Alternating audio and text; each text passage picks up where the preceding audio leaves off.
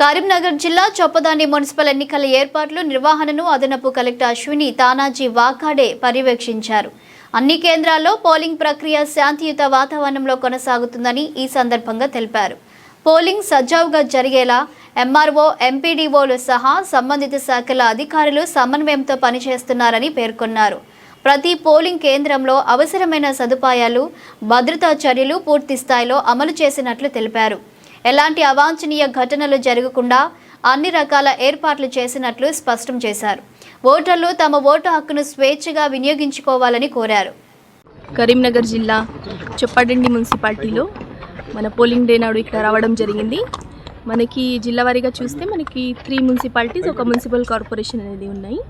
So మనకి total wards 140 wards and 625 polling stations ఉన్నాయి.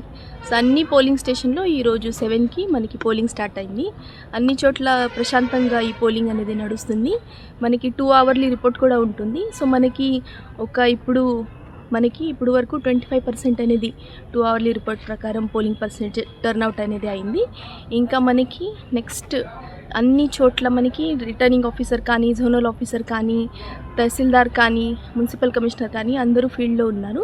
So అన్ని చోట్ల voter turnout plus peaceful election అయ్యే విధంగా అందరూ చూస్తున్నారు.